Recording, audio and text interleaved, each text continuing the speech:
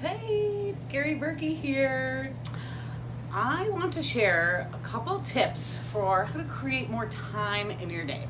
They do not include flower crowns, but maybe I'll work on creating something like that.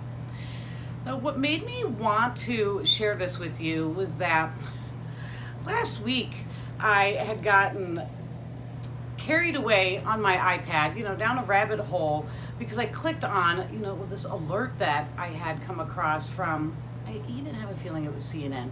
And next thing I know, I'm reading about how all these people were railing on Kylie Jenner for an Instagram video she posted about her washing her face, her routine with apparently her own face wash brand that she has. And I mean, goodness, God bless Kylie Jenner, but that's not exactly how I want to be spending my time. And it really got me thinking that you might be like me and find yourself all of a sudden just reading articles or on random places on the internet, not adding to kind of quality of life at the moment or helping you reach those goals you're trying to get to. That led me to a couple things that I am doing and that I thought you might like to do too. So I had thought that I really wanted to stay on top of things going on. So I signed up for alerts from different news sources that, pop on my phone. But last week being an example, I just noticed how I can click on all of these things feeling like I'm staying on top of information, and then at the end of the day going, oh my gosh, I wish I had time to meditate today. Oh, I wish I had the time to go for that run. Oh my gosh, I never got to the dishes. Oh, I wanted to fold that laundry. And it's like, oh my gosh, we had the time. I had the time. You had the time. And we were using it elsewhere. Victims of the internet. So if you are like me and you have these alerts, I'm going to suggest that you turn them off. You might like I get some recaps in emails that are a lot more newsworthy as opposed to gossipy. Not that it's not nice to sit and kind of go through a gossip site every now and again. I just want you to be more intentional about your time on the internet, where it takes you.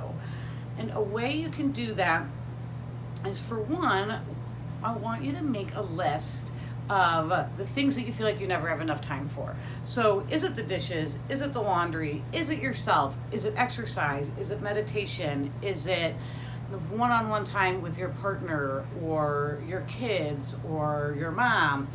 Something like that. Any of those things, write them down. What do you find yourself complaining about that you're like, I never have time for that?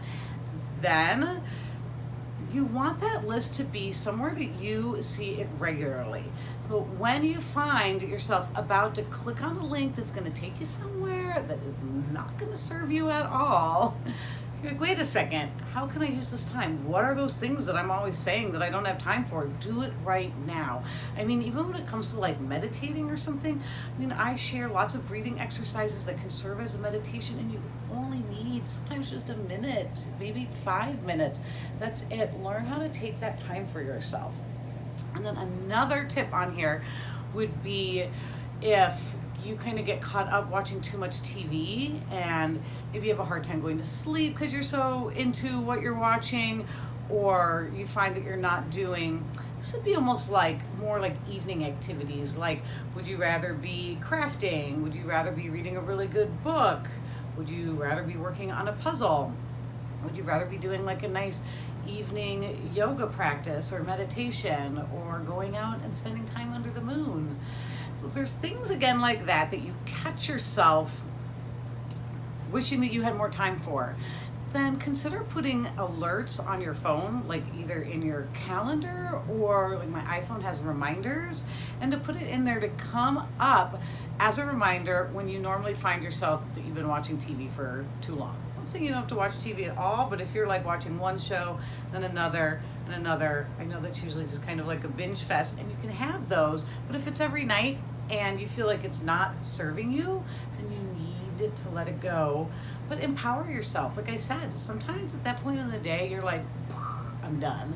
And so you're not of remembering how much joy and pleasure you really do get out of those other activities. So I have a reminder, that at 9 p.m., that's like, Carrie, you love to read.